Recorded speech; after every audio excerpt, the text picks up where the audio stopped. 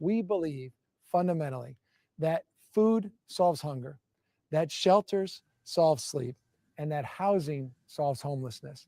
And if we're going to solve the problem of those that are out on the streets that we define as homeless, we better solve the housing problem if we're going to have an impact. And that's why we established this framework, what we call a 10-year plan 10 to years. end chronic homelessness in San Francisco. We believe fundamentally that food solves hunger, No, that shelters not there. Hold on. solves sleep, Just want to and that housing solves homelessness. hold on 1 second. And if we're I got to get the solve right the frame. problem of those that are out on the streets that we There we go. We're going to leave that just like that. Does he not look like is the word paradigmic? Does he not look like the paradigm of a villain in a sci-fi dystopian futuristic hellscape that the world has become? This looks like a scene out of RoboCop. This guy looks like the archetypal villain in a movie. But don't you love, by the way, how the politicians, when they come into office, now we can take this out of here because we don't want to see that. They always create plans that are going to take a very long time. And they, by the way, so when their term is up next election, I said it was going to take 10 years, not 4 years. You can't boot me out of office and call me a filthy failure because I didn't do what I said I was going to do in 4 years when I said it was going to take 10 years. You got to keep electing me, people. So I was going to start with the Paul Pelosi video, but look, we might talk about it today, and I'll leave the edgy humor to the edgy comedian. I'm not really known for that, but my goodness, does that video raise more questions than answers? The video's out. At least the body cam footage of one of the cops is out, and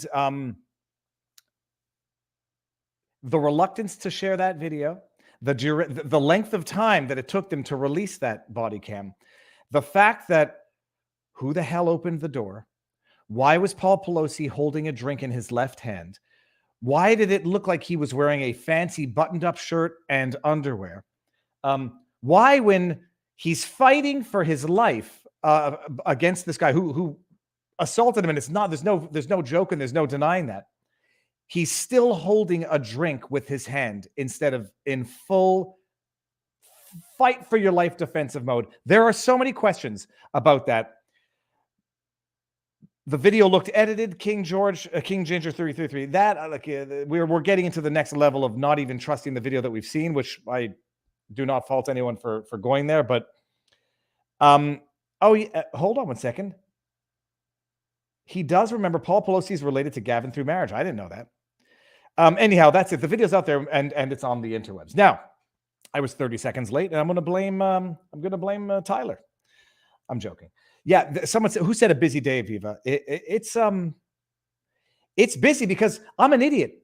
Tyler and I had been messaging all week, and then I didn't realize that he replied to my DM confirming noon Friday, and I didn't think he was on for noon Friday. So then I say I'm going to go on Eric Hundley's noon Friday show, and as I'm live there, I see that Tyler confirmed noon. I was like, my bad, mea culpa. Can we do this at 3? And he said yes, and he's in the backdrop.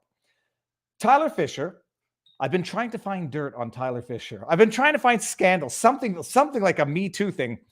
Tyler mentioned just before we went live that he's got a case that's going up to the Supreme Court. So I don't know what it's about, but I couldn't find dirt on Tyler. In fact, even when I petitioned the audience, mandated the audience to find dirt on Tyler, they said no dirt, just a good dude.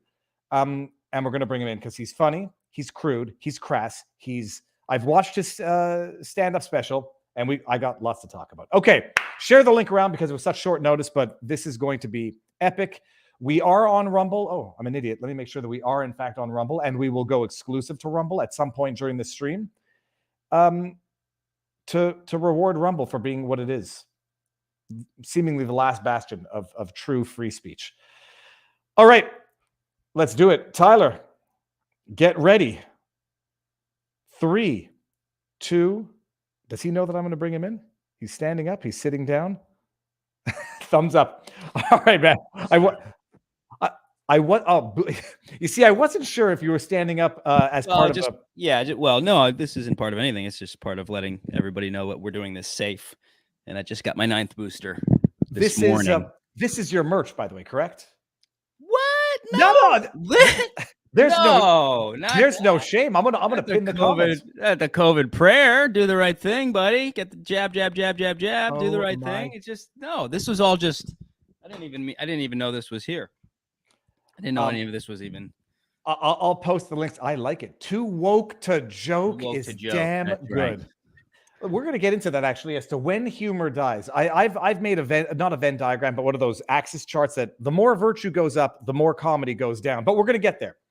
Tyler, can you can you swear on this? Can you? Yeah, you can swear. Okay, you can swear up the wazoo. Well, then I'm not going to do it. Okay, because that's really. You not can comedy. do it. I try not to. Every time I do it, I do offend the ears of. I'm not known for swearing, and every now and again I get very angry and I do drop an F-bomb, and then some people. Yeah, you're more of a N-word off camera type of guy. I swear to you, there are certain things that I don't have to fear in life. I'm talking about non-vaccinated. Okay, Don't say the N-word. I was going to say there's things that I don't have to fear in life, like sex tapes and me, hurling racial epithets in private are not things that I have to worry about. Tyler, you're more of a sex Blu-ray guy. I'm the most boring person on earth. I'm starting to realize, like, seeing how because you're successful. That's kind of how it goes a little bit. We'll see about that. Right. Okay, man. So hold on. 30,000 foot overview, childhood, and then we're going to talk life. Who are you for those who don't know? I was a white man, and that wasn't going well. So I'm now elderly, Latinx, gender fluid, paraplegic, and so things have been going good since then. And you can't really say anything negative about me anymore. No, I was born in Connecticut. I was born on my kitchen floor, in Connecticut. I swear to God, it's right here. I'm gonna get it. Just get 2 seconds. You do that, and I'm gonna go pin the link to Rumble because I have a feeling. Born on the kitchen floor. The question was, where was he made? The actual floor I was born on. I'm so small that I just flew out of my mom like a water slide. How many kids did your mother have? She had 3 kids. I was her third, so she was loosened up and. So hold on, this is actually a piece of the tile from the floor. This is where I was born on the floor, yeah. And she ripped it out and framed it, and I have this on my wall. I'm like, sometimes I'll bring a chick home and be like, you want to see I was born? And then 50-50, some of them get so creeped out. They're like, what the fuck is wrong with you, man? I thought women would like it, but apparently. Well, I see the obvious joke now is you were born on the floor, but were you conceived on the floor? Bada bing, bada boom. I was conceived on the ceiling. They had this strap thing on the ceiling, and they wanted to just do the opposite. No, I think I live in Brooklyn, New York now, so women are more like, show me where somebody was aborted. That would turn me on. So I need to take the floor from an abortion clinic and hang it up. So seriously, born on a floor. Born on the floor. Connecticut, middle-class family, blue-collar lawyer dad. And then my father, plot twist, came out of the closet when I was 7. He came out as racist, and so that really threw us. No, he came out as gay. And so, that started my journey probably to becoming a comedian. Well, let's back this up a little more because, first of all, let's not even get there just yet. So born on the floor, third of 3 kids. What's the age difference between your siblings? We're all 2 years apart. Okay. And what have they gone on to become, if I may ask that? Do you get compared to them? Why didn't you grow up to be more like your siblings who are, I don't know, professionals? Well, one of them's gay now. No, he was always gay, but he came out later too. So, I didn't get the gay gene. Now I wish I did. Now I'm like, what the hell? Why did I get cursed? I kind of, I had to come out as straight in my family because there were so many gay people. My dad, his brother, my brother, probably a couple others that are still secret. So yeah, I was the toxic straight white cis male in my family. Your dad comes out as gay, but later on in life. But now, knowing that piece of evidence or that piece of information in advance, what was your childhood like? Now that you know that your dad came out as gay, did it explain any sort of behavior, tendencies, characteristics that you now retroactively reanalyze with that information? Yeah, come to think of it, some of the him having sex with guys now, that's I'm like, oh, okay, that now I understand what that was about. The thing is this: I don't know if you're joking or not. Did you walk in on your dad? with another man. I was 7 years old, so I actually have no memory at all of him living at my house.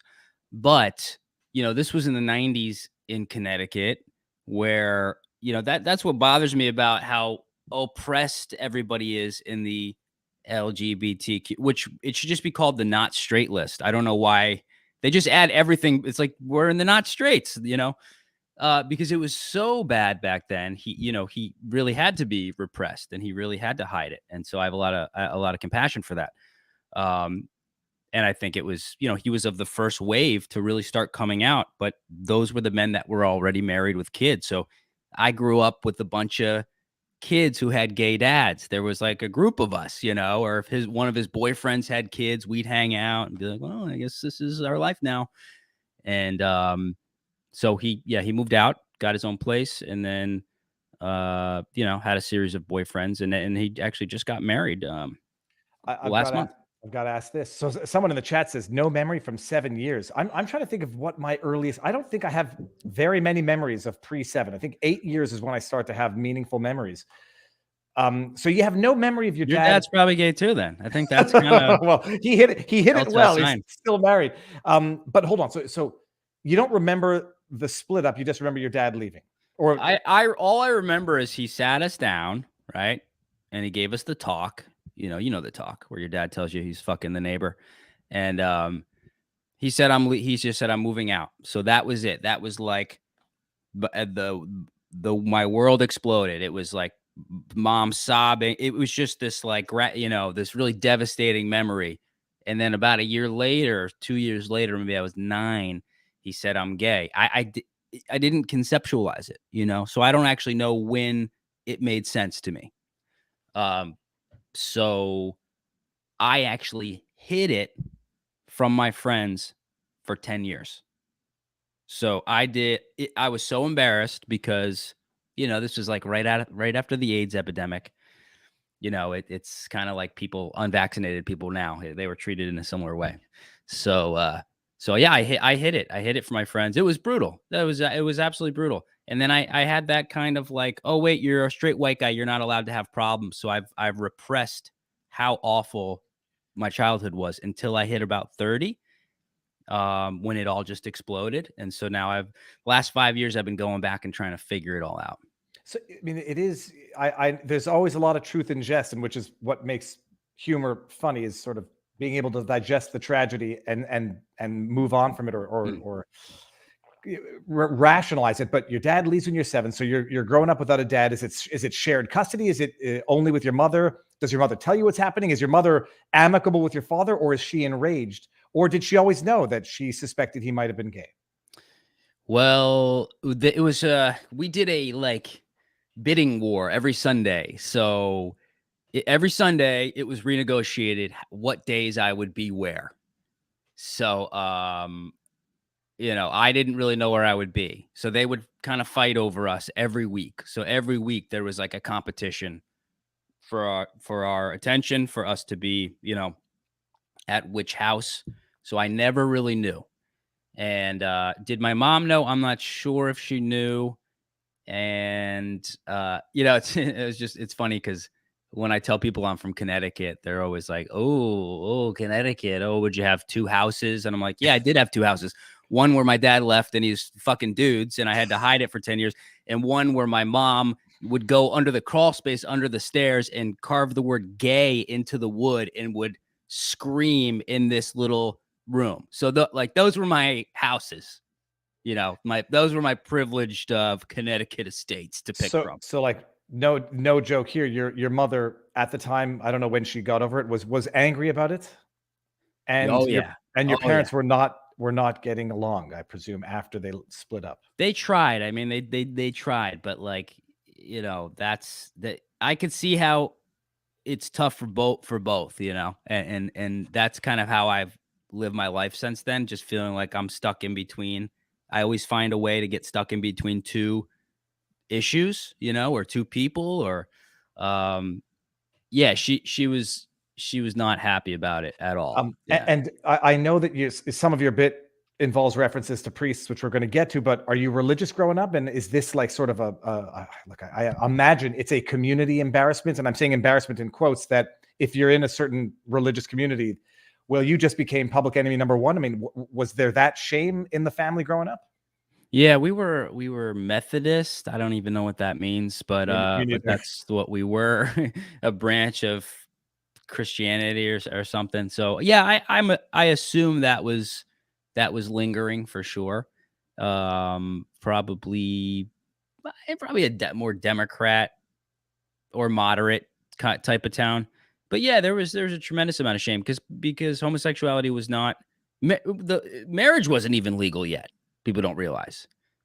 Lord Obama did not run on legalizing gay marriage, which people forget.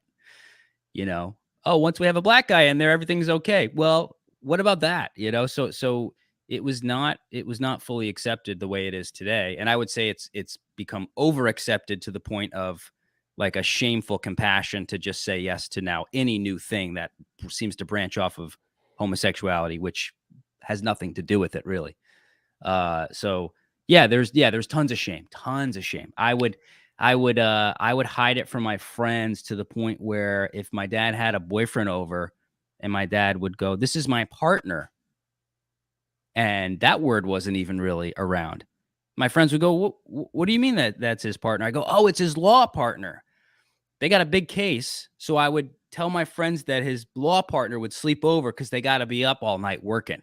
You know, so if you hear any commotion in there, you know, any moaning, they're reenacting the murder. You know, don't worry about that. This is like my dad's the Daniel Day-Lewis of lawyers. So, yeah. I spent most of my life hiding. I spent most of my life like a closeted homosexual man. So I feel like I have more of that experience than most gay people do today. It's very interesting. I mean, I understand exactly what you're saying. You're growing up with something that to you at that age, you're hiding as much as they hid it and had as much social stigma for you. And that, if I may ask, like, when does your brother know that he's gay? When does he come out? He came out when I was 21. He came out of the closet. I was the night I was playing Mozart and Amadeus at the University of Rhode Island, a theatrical production, and I was in the middle of a complete mental breakdown. So I was playing Mozart, a guy who starts to lose his mind in the play, while I actually, you know, likely probably should have been put into a psych ward. I think all this stuff started coming out for me in college. You know, once you're really exposed to the world, it's pseudo world. It's a little bit of a bubble. And so my brother was having a mental breakdown because he was coming out of the closet. So we were both losing our minds, and he came out on my birthday, February 28th, after the play. I'm going to have to break that down, Tyler. What's you have? So I mean, your childhood, you've sort of you explained it to some degree. It's a broken family, split family. Yeah. You're living with the shame because it's a different era of having a father who came out as gay. It breaks up the marriage. Your mother. Now I'm caring for my mom though as well. So starting at age 7, I became her husband, the classic eatable complex, or for the people that are sexually attracted to their mom when they're high, it's called an edible complex. That's a recent discovery in the psychological literature. So yeah, I became the husband of the house at 7. So I started caring for my mom emotionally, physically. You know, I would sleep in bed with her. Nothing explicitly sexual, but a from what I learned now is called a covert incest relationship. Is you can't really distinguish the difference between the emotional and sexual incest. So, you know, imagine your husband who's gone, who was offering you physical contact and love and stuff. I became that at age 7. Until when do you share a bed and then realize, or do you realize at any point that it's particular? I probably felt it wasn't right, but these are your parents are your gods, right? So you're not questioning it. It's just all you know. So, into my teens. This is this is actually not fascinating. I had no idea we were Yeah. going here because Yeah. I haven't heard all your stand up. I heard the Well, I special. And just had therapy like 2 hours ago, so I think I'm in the zone of just like you got me on a good day. no, so you have this childhood, which I'll ask for other details as to what the childhood was like, but I think we've got the gist. And how does you're compartmentalizing? Mm. I guess no, you're experiencing this, and then probably not even knowing that it's out of the standard realm of behavior. And then at some point, I guess when you expose yourself to the world, when you start meeting other people, you start retroactively looking at your life and saying, that's weird compared to what they went through. And is that when this starts having a massive toll, or is this just culminating because you feel something's wrong, you don't know something's wrong, and then you can put names to it? Yeah, I didn't understand it probably till out of college. I started at age 10. I started doing drugs. I joined a skateboard gang. I'm looking at a picture right now of me with Tony Hawk when I'm 10. Maybe I'll pull that down in a second. Drugs is in smoking weed or other harder stuff? Smoking weed, cigarettes, drinking, like on a daily basis, starting at age 10. So smoking during recess in 4th grade. And then I was just acting out, right? So I was acting out all of this psychological abuse and trauma, and I had no. Yeah, and I learned a lot actually from Jordan Peterson, and it's like I'm not doing the damn impression. It's like people, well, he's going to do it. It's like I'm not doing it. It's not about that. About the effects of divorce on kids. Divorce is almost like abortion, where it's celebrated now. It's like, yeah, well, we're not going to commit because we have the option, and divorce is almost like sexualized in a way. And so I found out children of divorce operate 30% lower on every plane with relationships, romantic relationships, friendships, work. So like you're at such a deficit already. And so, because there's this trauma acted out in your life, you've got 2 people at war and the kids are in the middle, usually used as weapons. So, I couldn't focus. I was an absolute fucking animal at age 10, starting at age 10, probably until age 18 or 20, committing crimes, just which ties into like a fatherless home. I was with my dad sometimes, but not all the time. And I imagine, look, if I'm going to imagine what this was like, you misbehave, you act out, you get in big trouble, I presume, and your mother is probably not too afraid, but reluctant, doesn't want to discipline you because of this relationship that you have. And so you end up getting away with it, or I presume she's not disciplining you at all for this. Yeah. Zero discipline. Zero discipline. I would be suspended. I got suspended many, many times. I don't know if I planned this, but it was the week before spring break or winter break. So I'd have a full week off for suspension and then a full week off for the holiday. And I would just go out and smoke and do whatever the hell I wanted. But the other part is divorced parents are often fighting for love and attention. Mm-hmm. So it's like, oh, well, I know I burnt down that treehouse, but daddy didn't punish me. So, then you start to learn how to play your parents for full control and freedom. So, yeah. All right. And now let me ask this just for my own morbid curiosity. What was the worst thing you did as a teenager that you can recall? If you're comfortable sharing it, there might be things that are just you're too ashamed of now, but like, did you get kicked out of school? What sort of things did you get? Did you get arrested? And like, what would be the worst thing you can think that you've done? Oh, yeah. I never got arrested, believe it or not. I guess that's where my acting chops came in. But I started a forest fire, which, could have easily led to like burning down my entire neighborhood. That was just, Tuesday afternoon on my mom's birthday. And I had to sneak by her with a fire extinguisher hidden in my shirt. I vandalized my school. I once shut down the power in my school during passing time. We had no windows. It was like a jail. Just on it. Yeah. Just crazy stuff. We'd go paintball people's houses every day. You didn't get kicked out of high school?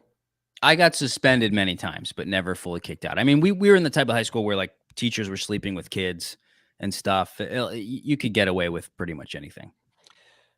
All right, man. So then when do you know your breakdown then? So you go to university. What does this mental breakdown look like? How does it materialize? And more importantly, how do you deal with it? How do you get over it? Yeah, I went to college for acting. I was failing out of high school, and I was friends with one of the acting teachers. I'd go to his house and drink after school. I probably shouldn't say this, but I'm not going to say who he was or she. Could have been a she. But anyways, this guy, he was cool, as weird as it is that he drank with teenagers. But I was failing out, so I took his acting class because I needed an A to get into college. And I took the class, and we got on stage, did some improv. People started laughing. I was like, oh, this is interesting.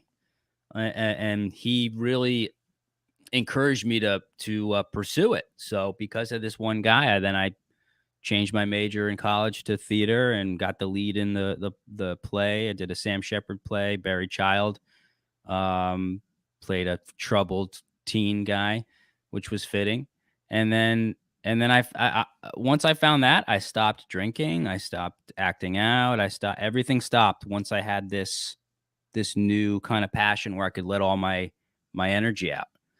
And then I was dating this woman, and side note, I was never circumcised as a kid, and I always got bullied for that. One of my brothers my oldest brother was circumcised. Me and my middle brother weren't. And we felt like freaks. Our friends would bully us, and like it was just this very odd part of my life. And so I was so afraid to show a woman my penis that this girl I was in love with, we started dating. It took me like 2 years to get her on a date. We started dating, and then I was so afraid she'd see my penis and make fun of me. And so I just wouldn't have sex with her, but I wouldn't tell her why. And I started to just spiral, and then she broke up with me, and I had a complete mental breakdown and dropped out of school, moved back in with my parents. So now I'm reliving all this childhood stuff again at age 21. Yeah, it was just one of the darkest times. I was just in like I was in like a coffin basically for 2 years. And then randomly met a woman in New Haven who she was pitching a pilot for Comedy Central. She had this web series about sex ed for kids, a comedy. And I was just making her laugh, and she goes, "You should help me write this show." So I would drive into New York, and that slowly pulled me out of this depression. I would go and do some comedy writing for her, and then I was doing improv at an off-Broadway theater in Times Square. And that kind of got me back on track. Started doing stand-up, and that was 13 years ago.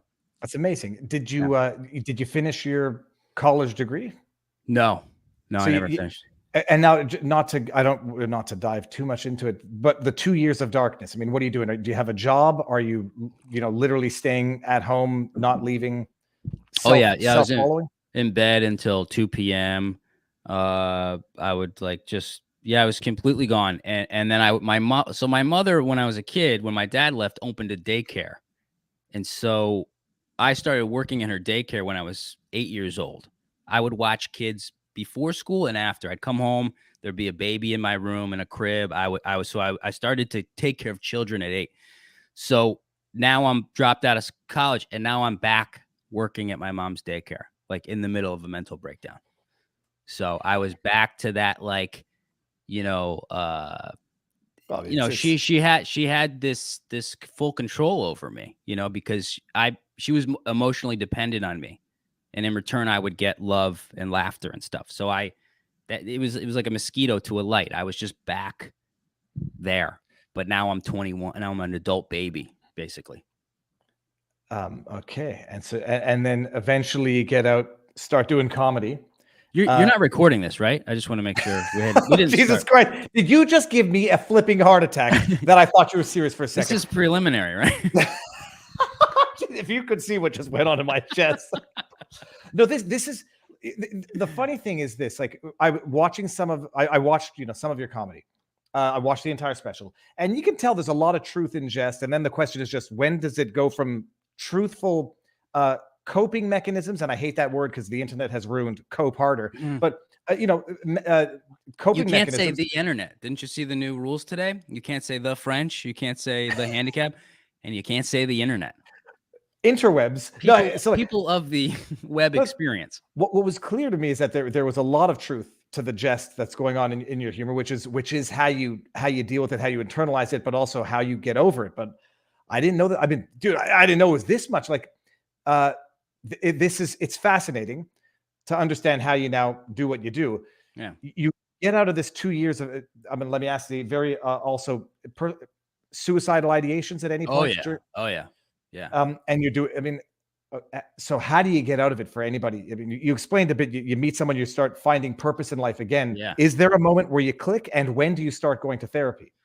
Well, yeah, I mean, like the art kind of saved me, because even when I was playing Mozart, when I was losing my mind, and I actually I couldn't remember my name. I wasn't sleeping. It just spiraled. It's like it's like when you experience embarrassment for the first time when you're like 8, you don't know what's happening. I remember the first time I started blushing in school. It was like you don't know, so you don't really know what depression, what that type of thing is until you experience it.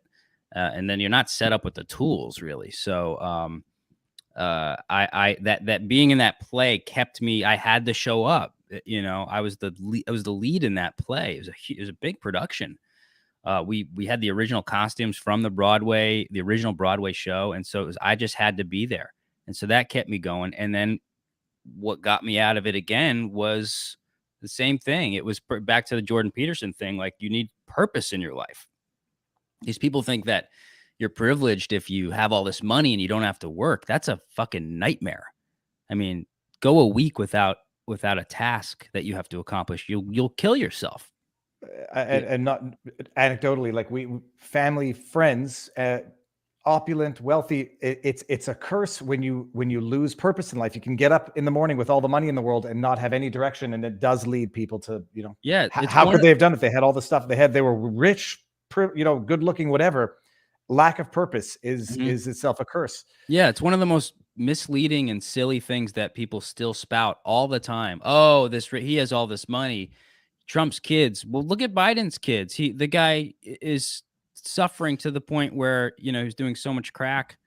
He was sniffing Parmesan cheese off the ground. You're like, what are you talking about? A lot of people have a lot of theories as to what can cause that type of brokenness among children, and some people hypothesize it comes from issues in upbringing, which is a segue. I'm just going to end this on Rumble. I'm going to end this on YouTube now, and we're going to carry on Rumble. Everybody, the link is in there.